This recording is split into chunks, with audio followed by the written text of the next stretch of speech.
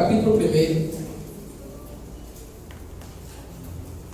João, capítulo 1, a partir do versículo de número 35. João, capítulo 1.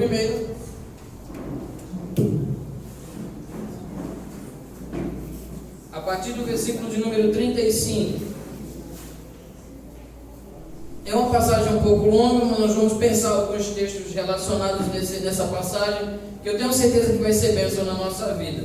É uma passagem que já tivemos a oportunidade de algumas vezes pensar alguns pontos, e nessa noite nós gostaríamos de lançar luz sobre alguns outros pontos que certamente serão relevantes para a nossa fé cristã. Assim diz a Escritura: no dia seguinte estava João outra vez na companhia de 2 dos seus discípulos, e vendo Jesus passar, disse: eis aí o Cordeiro de Deus. E os 2 discípulos, ouvindo dizer isso, passaram a seguir Jesus. E Jesus, voltando-se e vendo que o seguiam, disse-lhes: que buscais? E disseram-lhe: Rabi, que quer dizer mestre, onde assistes? E respondeu eles: vinde e vede. Vamos, pois, e viram onde Jesus estava morando, e ficaram com ele aquele dia, sendo mais ou menos a hora 10ª.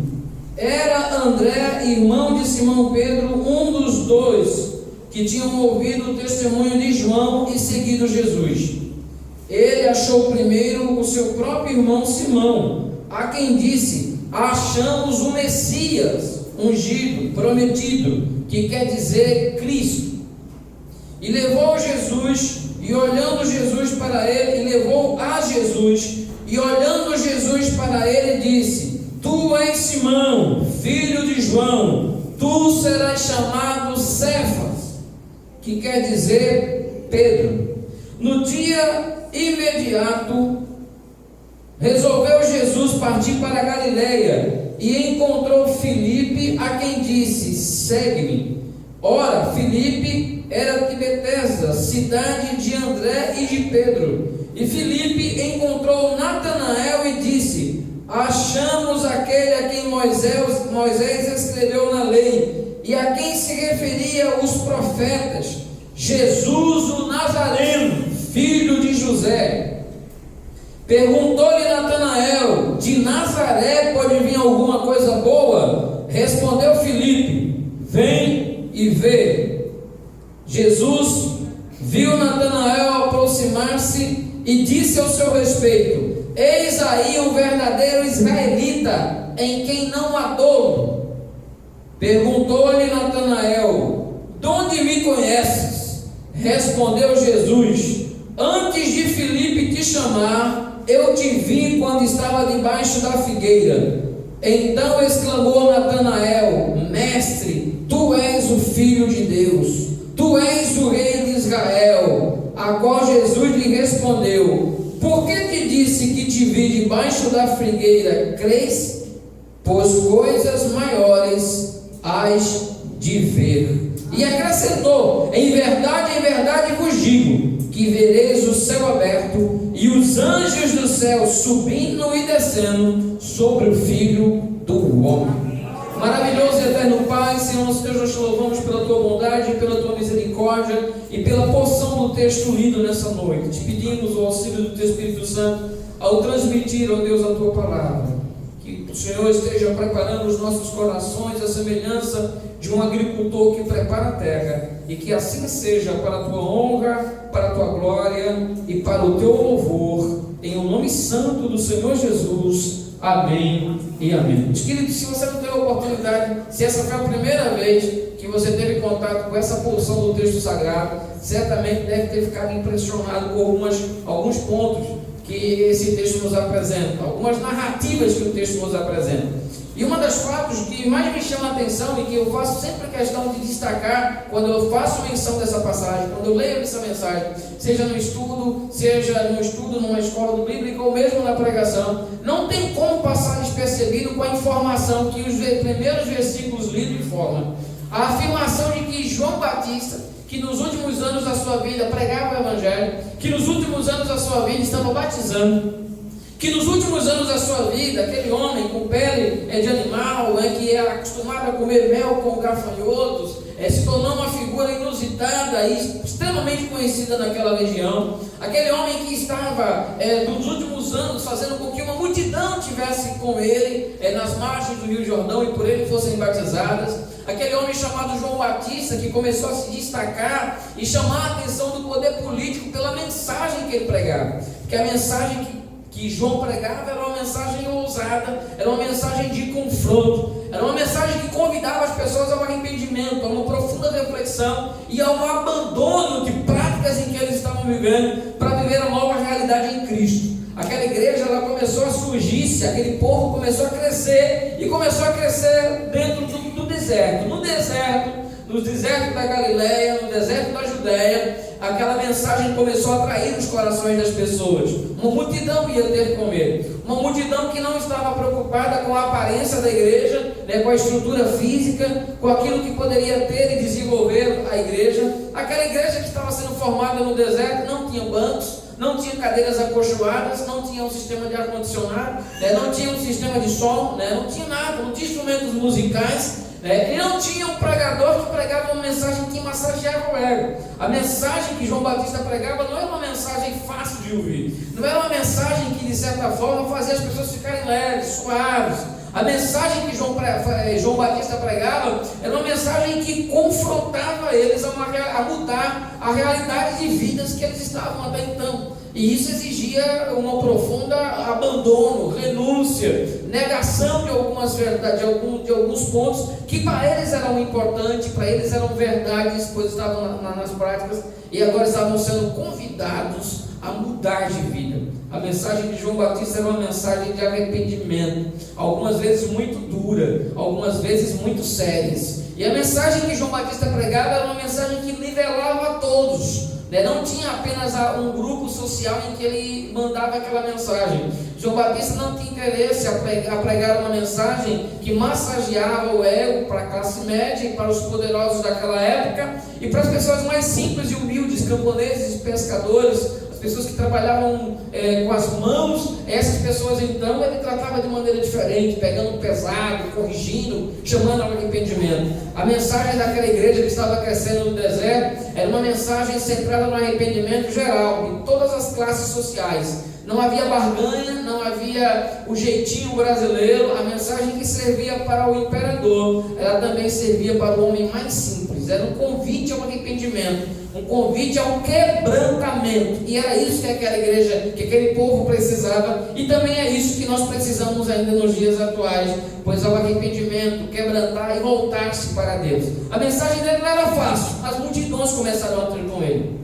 Multidões insatisfeitas com o sistema religioso judaico, que não os conduziu a uma experiência real com Deus, e uma multidão que também estava lá insatisfeita com as suas próprias vidas. De uma forma ou de outra, tiveram a mensagem de João Batista e reconheceram João Batista como enviado de Deus, reconheceram João Batista como profeta de Deus. Essa realidade era algo tão resolvido dentro dos seus corações que até mesmo Herodes, rei sanguinário, teme matá-lo pelo fato da repercussão que traria diante da extrema popularidade de um homem simples, humilde, chamado João Batista. Um homem que não tinha meias verdades, um homem que não tinha papas na língua, mas um homem que confrontava com ousadia e intrepidez e falava a mensagem de Deus de uma maneira tal que fazia com que revoltosos ficassem os poderosos, mas quebrantados ficassem os humildes de coração. Independente da posição que ocupavam, encontravam na mensagem de João Batista uma oportunidade de mudarem de vida e por elas foram alcançados. É interessante que o texto em várias passagens vai nos dizer desse curto ministério de João Batista, pois foi um curto ministério, acabou sendo preso e decapitado. No capítulo 14 vai nos dizer, vai nos trazer essa informação dos evangelhos, vai trazer essa informação que ele acabou sendo decapitado, morto, enquanto estava preso, aguardando a sentença a pedido de uma trama macabra. Acabou resultando a morte desse homem, mas a mensagem dele não foi silenciada. A mensagem de arrependimento permanece até os dias atuais. Arrependei-vos, pois é chegado o reino de Deus. Nunca é tarde para se arrepender, nunca é tarde para voltar para Deus. E o texto nos apresenta, meus queridos, que esse João Batista, que começou a ter notoriedade, que começou a chamar a atenção das pessoas, ele estava preparando não para fundar uma grande denominação, ele podia fazer mais um grupo religioso, havia espaço para mais um grupo religioso. Havia naquela época os fariseus, os saduceus, os zelotes, os essênios, ele podia simplesmente estabelecer mais um grupo religioso. Ele criava uma nomenclatura, começava um novo grupo religioso, onde ele era o principal personagem, onde ele seria o principal rabino, o principal mestre. Mas João Batista não tinha essa intenção. Em momento algum a vaidade subiu ao seu coração. Em momento algum as multidões corromperam seu coração e fez com que ele mudasse o desejo de fazer com que o nome de Deus se engrandecesse e que ele diminuísse. Sempre foi a postura que esse homem chamado João Batista teve. Fica claro a intenção do coração dele quando ele observa Jesus de longe e ele diz aos seus 2 discípulos: eis aí o Cordeiro de Deus, eis aí o Cordeiro de Deus, eis aí o Cordeiro de Deus que vai tirar o pecado do mundo, como na ocasião do batismo ele vai fazer menção. Então nós vemos essa passagem que João Batista, apesar da maneira simples que ele surgiu, e poderosa mensagem, e da multidão que estava ao seu redor, mas em momento algum ele mudou o seu alvo, mudou o foco, mudou a visão de que ele estava conseguindo aquelas pessoas, angariando aquelas pessoas, discipulando aquelas pessoas, ajudando aquelas pessoas a compreenderem a Deus,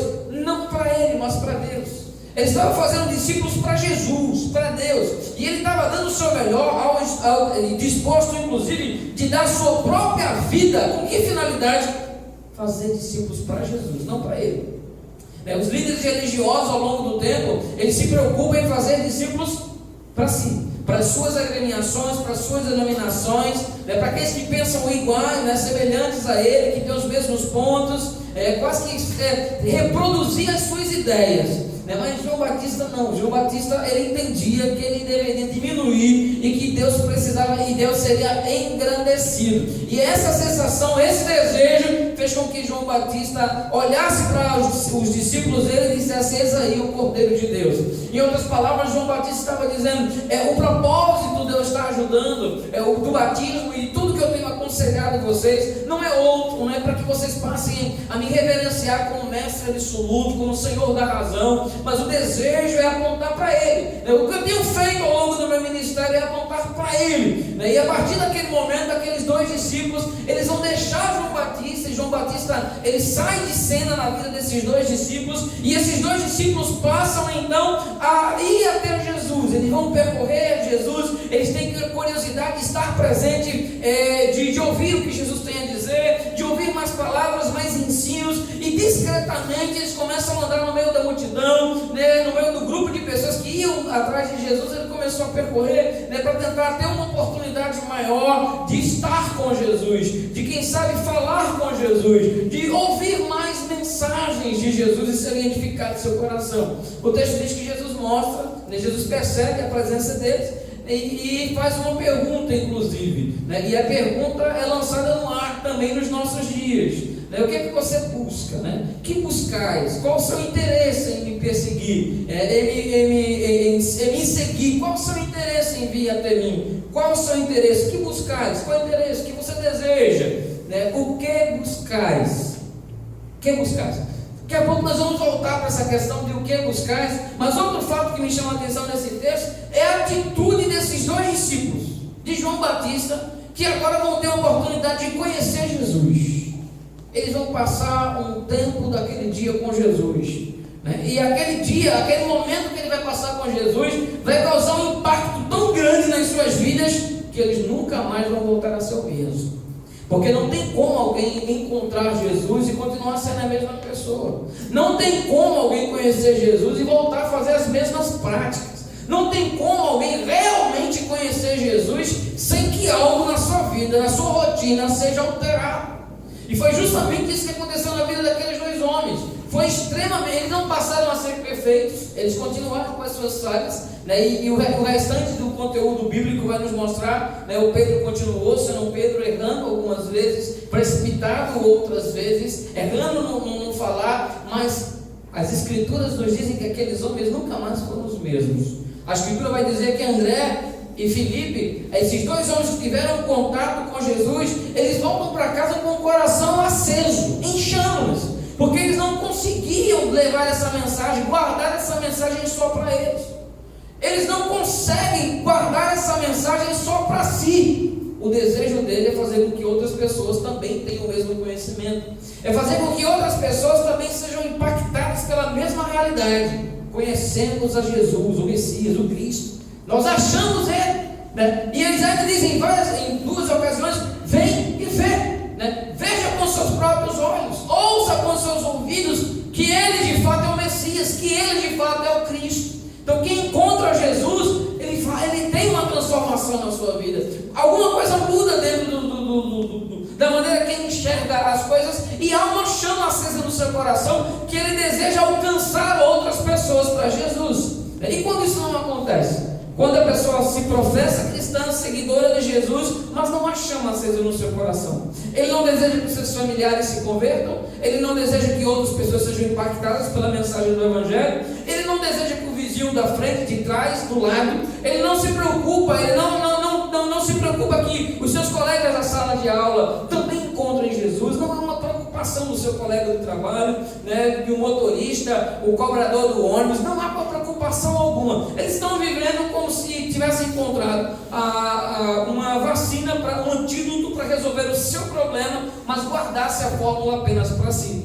Então essa não é uma atitude de alguém que de fato conheceu Jesus em profundidade, né? Quem conhece Jesus de maneira teórica, apenas a questão religiosa, ela se contém em guardar só para si. Mas quando se experimenta Jesus de fato, né, na prática, não apenas na teoria, mas na prática, de fato, de verdade, e Jesus passa a ser uma realidade na minha vida, eu desejo que os quatro cantos do mundo também tenham e vivam essa mesma realidade, né? Que as pessoas tenham acesso ao Evangelho e consigam mudar a realidade da sua vida, porque o Evangelho ele traz uma esperança que o mundo não traz, né? O Evangelho traz uma paz que o mundo não traz, o Evangelho ele traz uma segurança que o mundo não traz, né? O Evangelho ele nos faz enxergar, ter uma cosmovisão, uma visão de mundo totalmente diferente quando nós temos o Evangelho. O Evangelho nos faz passar por momentos de luta, de dificuldade, de aflição, ter uma outra perspectiva, né? Que não produz o desespero, mas produz tranquilidade, né? Produz tristeza em alguns momentos, pode até durar toda uma noite, mas a alegria virá ao amanhecer,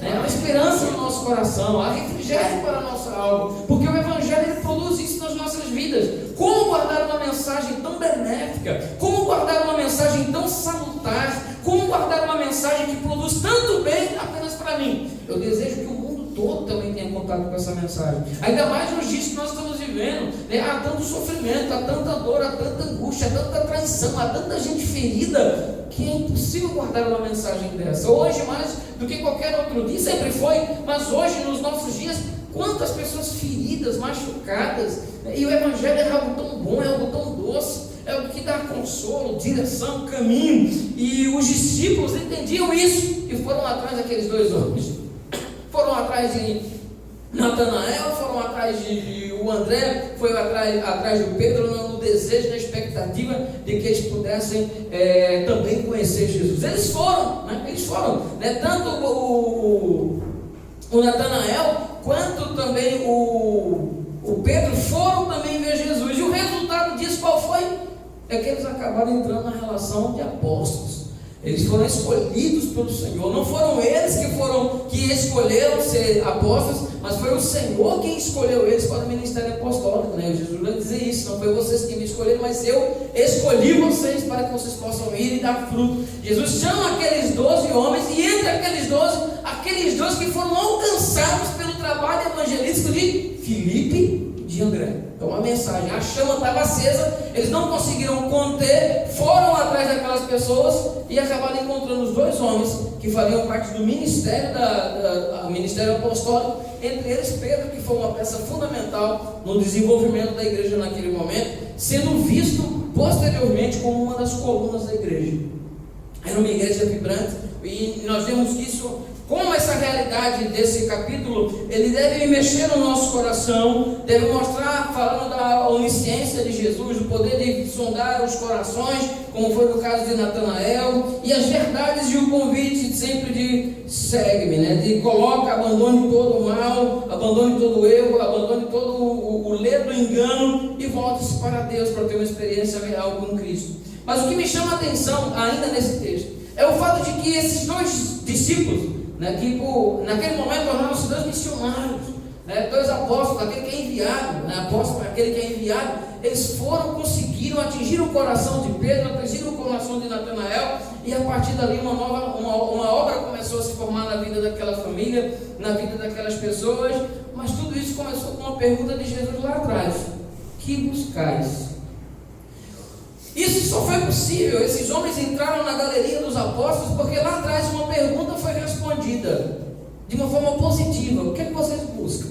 O que é que vocês desejam? Quais são os seus anseios? Qual o seu interesse? E por incrível que pareça, aparentemente parece uma pergunta um pouco... Jesus já sabia, e Jesus sempre sabe de todas as coisas. Eu acredito que Jesus sabe de todas as coisas.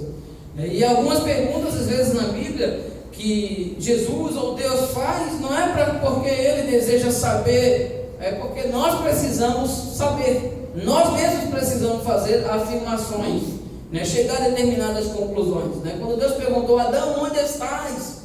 Né? Aí ele vai dizer: não, é porque eu vi, me escondi. Deus sabia onde ele estava, Deus sabia exatamente onde ele estava, né? Deus sabia exatamente onde ele estava, mas Adão precisava dizer, Adão precisava entender o porquê de onde ele estava, né? Eu ouvi tua voz e me escondi. Me escondi por quê? Porque eu pequei, porque eu errei, é porque eu abandonei a tua vontade, agora eu estou aqui escondido. Então aquela pergunta de Adão, onde estás? Não iria responder para tirar uma dúvida de Deus onde ele estava, porque Deus é onisciente e onipresente. Mas era algo que Adão precisava ser confrontado com aquela realidade: estou perdido, pequei, e agora aquele Deus que eu tinha o prazer de estar com ele é o motivo da qual eu tenho um medo e eu preciso correr para me esconder.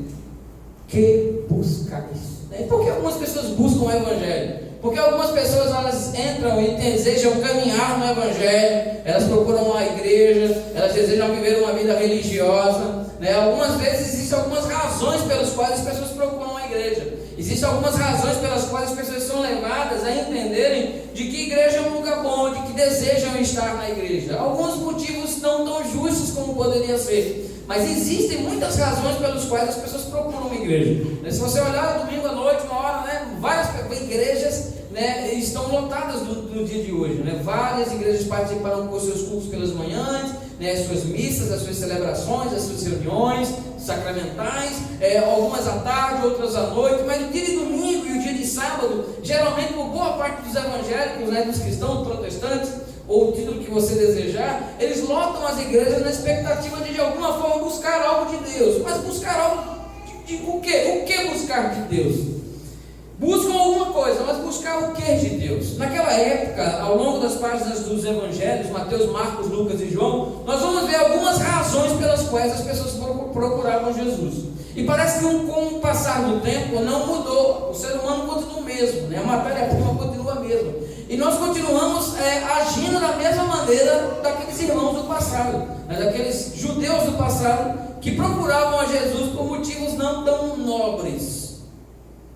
Por exemplo, havia aqueles que procuravam Jesus na intenção de ouvir Jesus, né? Havia pessoas que vinham de várias partes para ouvir Jesus. Há um texto também escrito por João que vai trazer o relato de que os gregos vão até Jerusalém na expectativa de ouvir Jesus. E os gregos, você sabe, berço da filosofia, né? O lugar, a terra de Platão, de Sócrates, Aristóteles, né? Aquelas homens, os grandes pensadores antes de Cristo, que formaram, eram conhecidos pela sua sabedoria, né? Conhecidos pela filosofia, ensinos esses e preceitos que antes de Cristo, né? Que 400, 600 anos antes de Cristo, e que até hoje perduram, né? Conceitos, afirmações que até hoje são estudados nas faculdades, as pessoas pensam, refletem, escrevem livros sobre eles, em várias disciplinas, em vários cursos, fazem menção do pensamento desses homens. Aí nós vemos que haviam gregos, pessoas que haviam bebido do conhecimento da filosofia grega, que vão a Jerusalém com que intenção? Ouvir Jesus de Nazaré,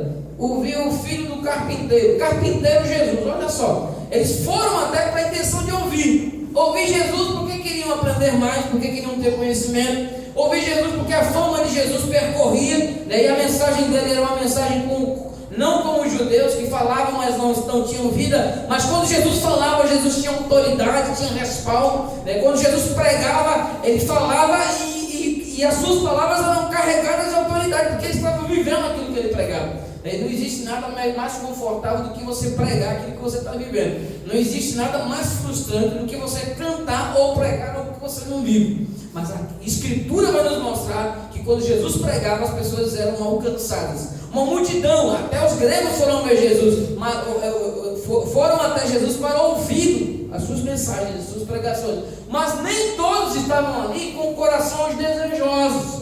Nem todos que buscavam Jesus para ouvi-lo tinham a intenção de ouvir as suas mensagens, dito como suas palavras são vidas, né? A palavra de Jesus vai produzir algo novo no meu coração, é tudo que eu preciso para a minha alma. Ao contrário, alguns iam simplesmente para dizer: tive a oportunidade de conhecê-lo, tive a oportunidade de conhecer esse grande sábio judeu, né? É mais alto para o meu currículo, né? Vou colocar no meu currículo lá: tive uma experiência com Jesus, passei alguns dias, fiz algumas perguntas, alguns questionamentos. Dá as suas impressões, ou você acha que não? Com certeza, dá as suas impressões, né? Achei que ele estava vestido bem assim, achei que ele tratava as pessoas dessa maneira, né? Fazia as suas críticas, as suas observações como intelectuais, né? Então havia aqueles que assim pensavam, havia aqueles que iam ouvir Jesus não com a intenção de apenas examinar a sua oratória e o seu conhecimento, mas estavam ali para ouvir Jesus, para pegá-lo em suas palavras. E não existe nada mais triste, meu querido, do que você ouvir alguém com a intenção de encontrar na sua fala aquilo que vai lhe condenar, aquilo que vai condená-lo.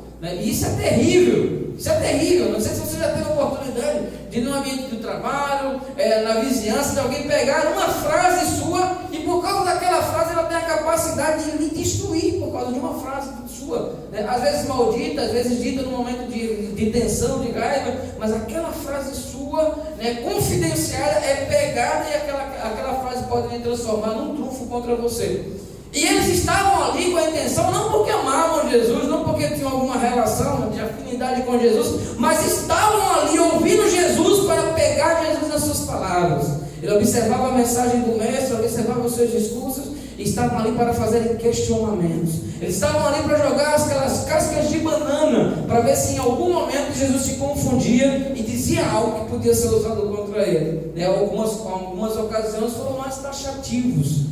E não tão dissimulados, porque eles eram extremamente dissimulados para encontrar erros nas falas de Jesus. Algumas vezes eles foram diretos. A lei diz que é para apedrejar essa mulher. Apedrejamos ou não apedrejamos? Então colocou Jesus numa situação, né? Essa moeda aqui é para pagar imposto ou não é para pagar imposto? Então, em algumas vezes eles foram taxativos no seu interesse, no seu desejo de pegar Jesus nas palavras. Outras vezes não. Outras vezes ele ficava ouvindo e de maneira dissimulada maquinavam coisas. Ele está dizendo que ele perdoou e ele não pode perdoar porque apenas Deus pode perdoar. E maquinaram, né? Mas Jesus é Jesus, né? Jesus é Jesus. Jesus vai dizer: por que pensais nisso? Olha só, ele pegou todo mundo, né? Pegou todo mundo de surpresa. Por que vocês pensais? Por que razoais isso em vossos pensamentos, dizendo que eu não tenho poder para perdoar pecado? Mas para que vocês saibam, né, que o Filho do Homem tem poder para perdoar pecado, né? Olhou para o rapaz que se levanta e anda, né? Que maneira boa de responder à ofensa, né? Que maneira boa de destruir as falhas, as possíveis mais interpretações que seriam dadas à sua fala, com a verdade, com a verdade. Então, ouvir Jesus nem sempre pode ser algo que vai mudar alguma coisa, né? Ouvir Jesus, mas havia aqueles que iam até Jesus, como Pedro. Quando Pedro, capítulo 6, Jesus dá um discurso duro, as pessoas vão embora, aí Jesus se vira para os discípulos e diz: vocês não vão também não? Se quiserem ir, pode ir. Aí Pedro vai dizer: para onde iremos nós, se só tu tens a palavra de vida eterna? Bendito seja o nome santo de Jesus. Entre aqueles que ouviam para pegar falhas, entre aqueles que ouviam simplesmente porque ficavam encantados com o seu conhecimento, havia aqueles que estavam desejosos de realmente ouvir Jesus.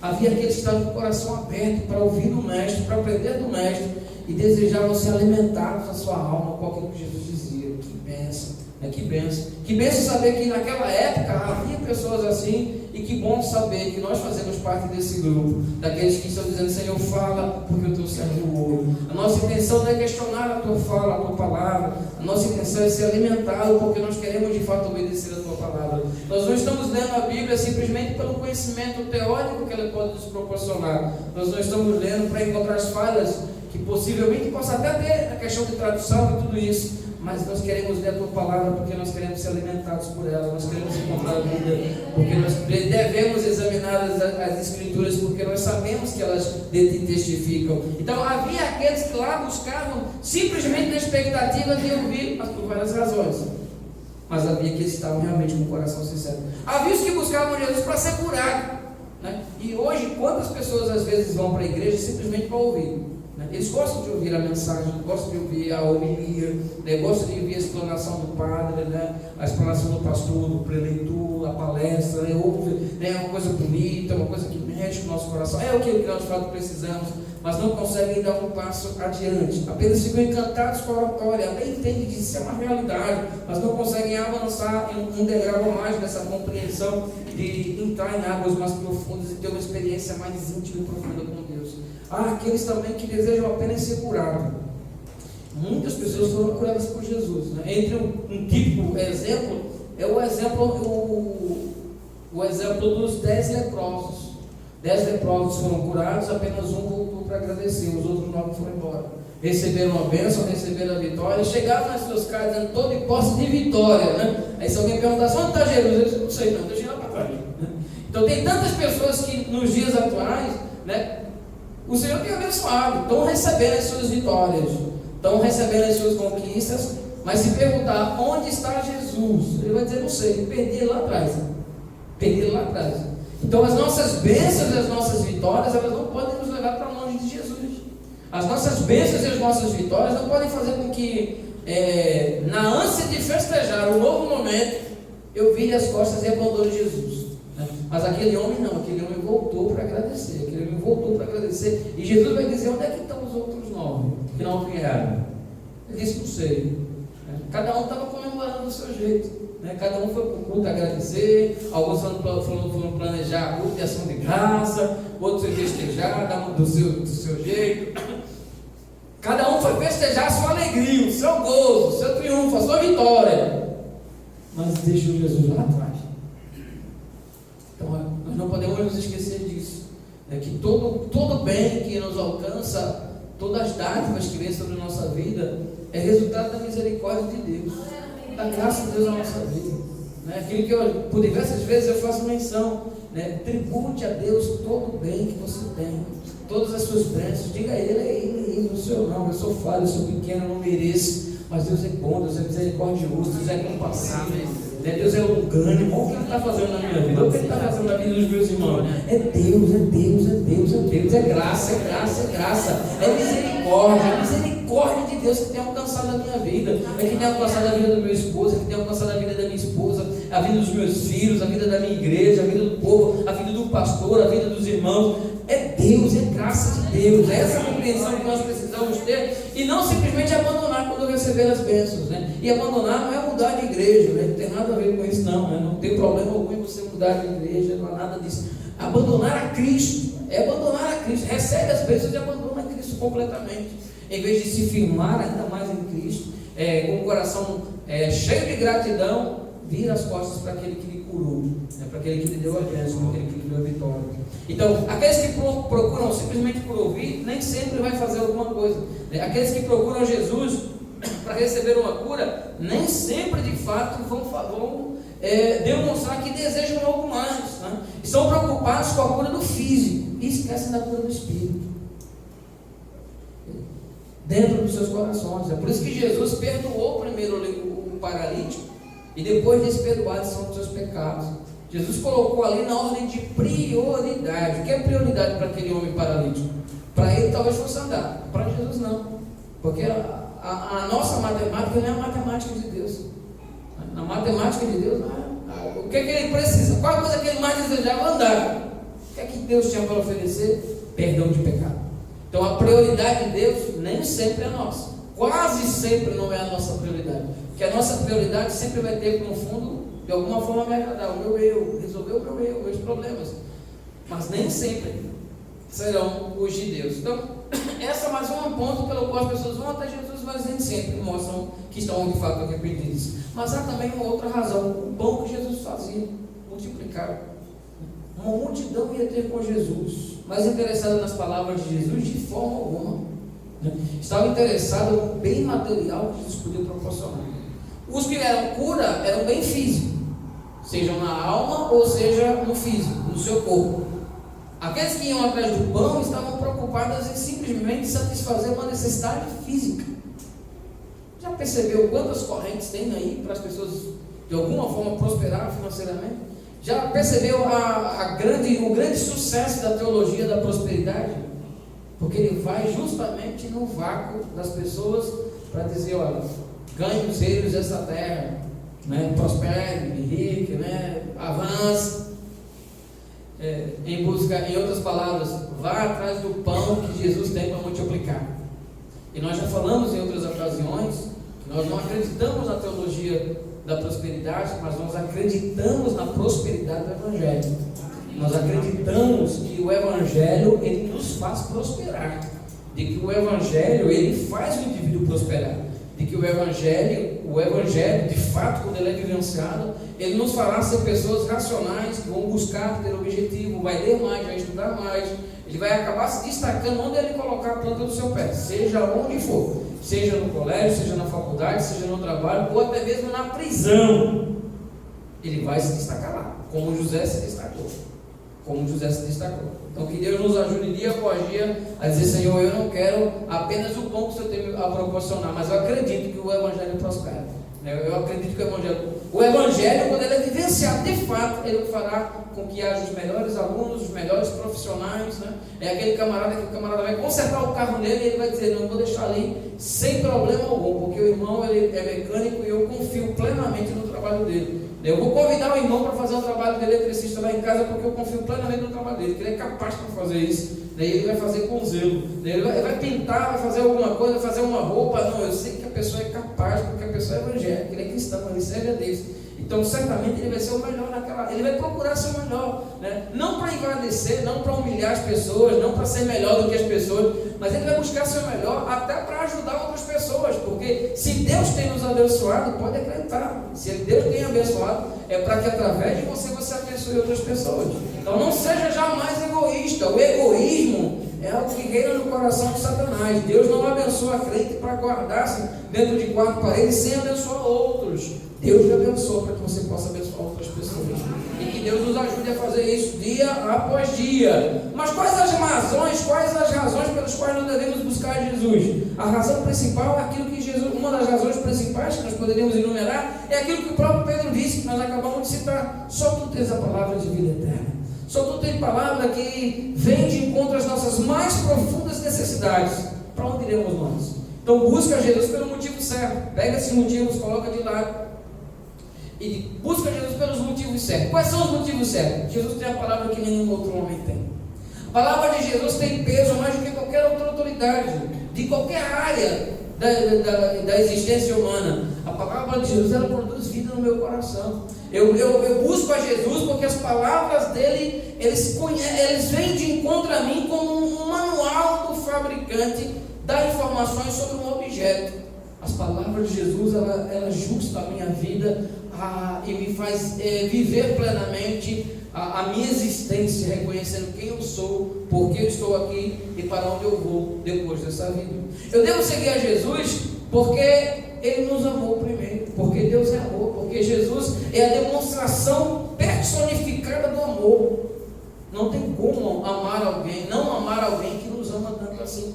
Então siga Jesus antes de pensar nos seus bens, nos seus projetos, na sua vida, nas realizações disso. Olhe para Jesus como autor e consumador da sua fé, como aquele que alicerçou a sua fé e como aquele que é só amor. Olhe para Ele como amor. Ele nos amou primeiro, diz o texto. Quando nós estávamos longe, perdidos, pecadores, Ele nos amou primeiro. Então vá até Jesus com o coração carregado desse sentimento. Ele me ama. Eu não tenho como não amar alguém que me ama tanto assim. Ele deu a vida por mim. Eu passo a vida tentando encontrar provas de amor, e encontrei em Jesus a melhor demonstração de amor. Ele deu deu a vida por mim. Vá até Jesus porque Ele lhe perdoou dos seus pecados. Sim, Ele perdoou você dos seus pecados.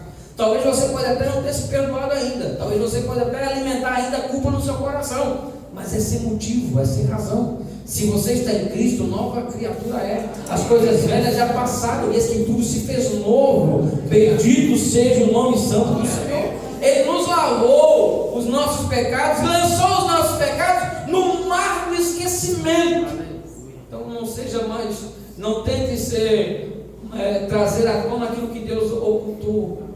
Viva em liberdade, cumpra na sua vida aquilo que Romanos vai dizer no capítulo 8, verso 1, porque agora nenhuma condenação há para aqueles que estão em Cristo, os que não andam mais segundo a carne, mas segundo o Espírito. Nós devemos amar e buscar a Ele, porque nós não vamos encontrar nessa vida, em lugar algum, alguém que tenha demonstração de graça e misericórdia mais do que Ele. É alguém que faz por nós aquilo que nós não merecemos, aquele que tira de nós aquilo que nós merecemos. Nós merecemos a morte, nós merecemos a condenação, mas a misericórdia de Deus dura para sempre, e ela é a razão de nós não sermos consumidos. É a graça de Deus que nos põe de pé todos os dias, graça e misericórdia. Por isso que a saudação do apóstolo Paulo, as saudações paulinas sempre eram graça e paz, graça e paz, e em algumas ocasiões, graça, misericórdia e paz. Graça, misericórdia e paz é o resultado das nossas vidas. Quer mais um motivo para seguir a Jesus, para buscar Jesus? Olha para o mundo aí fora. O mundo está um caos.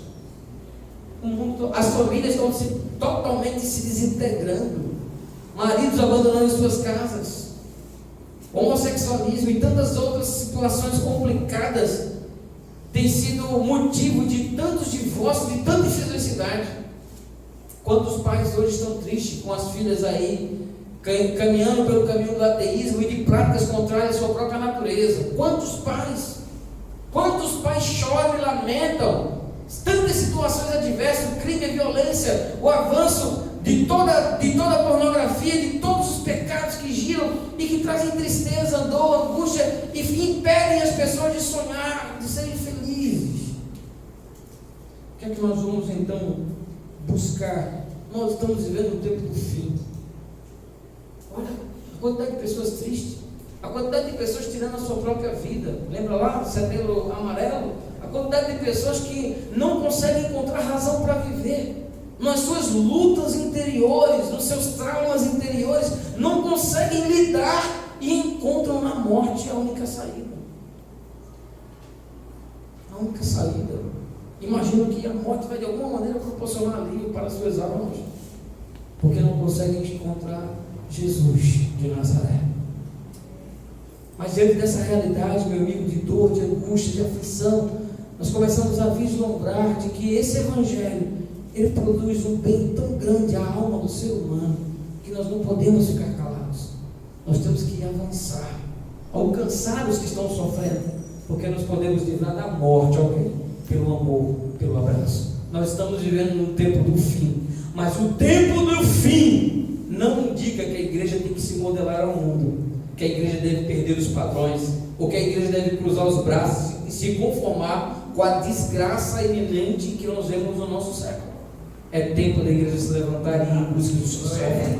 É tempo da igreja se levantar e ir em busca daqueles que não têm mais razão para viver, para que a mensagem que você traga, a sua vida e a sua postura, possa impactá-los e gerar nos corações desses esperança e paz, mais do que qualquer droga, mais do que qualquer balada, mais do que qualquer prazer que a carne possa lhe proporcionar. Jesus de Nazaré é o remédio para esse mundo de pecado. Quer mais uma razão para seguir Jesus? Ele está à volta. Olha ao seu redor, as profecias se cumprindo exatamente. Leia a Bíblia, vai lendo lá, vai ler o texto do Apocalipse, vai ler os últimos sermões, o princípio de dores. Tudo tem se cumprido com uma exatidão incrível. Não tem como. O fim está próximo, o fim está chegando, e breve Jesus voltará. Em breve Jesus voltará. Busca Jesus por essas razões. Tantas outras poderiam ser citadas. Busque a Jesus com o coração grato, não tendo em momento algum a ambição de ter alguma coisa. mas busca Jesus, a semelhança do filho pródigo. Senhor, eu estou sujo, estou imundo, eu estou disposto a passar o resto dos meus dias sendo um servo na tua casa. Esse é alguém que de fato espera Jesus. Esse é alguém que aprendeu a se sujeitar a Deus e que está disposto a ocupar o lugar de filho. Que Deus nos abençoe rica e abundantemente. Há alguém nessa noite que ouviu essa mensagem. Há alguém nessa noite que foi confrontado com essa mensagem. Há alguém nessa noite que se perguntava razões para seguir a Jesus, que deseja tomar essa decisão importante em direção ao caminhar com Cristo. Há alguém nessa noite que deseja publicamente confessar: eu tenho sentido que Deus ele tem me arrastado para si, e eu me rendo a essa força soberana de Deus, porque Ele tem me atraído com cordas de amor. Há alguém aqui nessa noite? Há alguém aqui nessa noite que deseja mudar a sua realidade de vida, na expectativa de que Cristo possa habitar e mudar o seu coração? Há alguém? Maravilhoso e eterno Pai, Senhor nosso Deus, nós te louvamos por essa noite, ó Deus, pela oportunidade de estarmos aqui reunidos.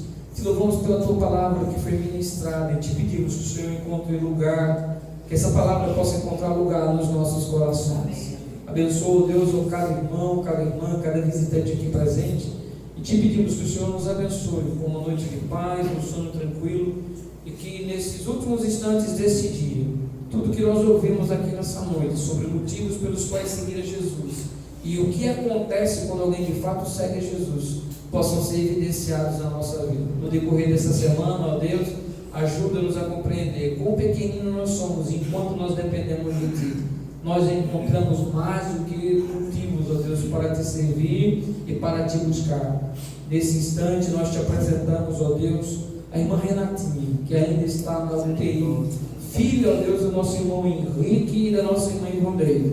Nós Te suplicamos as Tuas bênçãos, que a Tua mão poderosa seja estendida, ó Deus, na Unimed, no hospital, na UTI da Unimed, e que o Senhor faça o Teu querer e a Tua vontade. Aqui estamos reunidos, suplicando e clamando, de que o Senhor estenda as Tuas poderosas mãos, ó Deus, e que o Senhor, que é o médico por excelência, tome a frente daquela situação, e que tudo ocorra para a Tua honra e para a Tua glória. E em nome de Jesus, ó Deus, nós Te pedimos, nós Te suplicamos, de que dentro de alguns dias, o irmão Henrique e a irmã Ivondeira vão estar aqui agradecendo para a honra e glória do Teu nome. Essa é a nossa oração, essa é a nossa súplica, em o nome santo do Teu Filho Jesus. Amém e amém.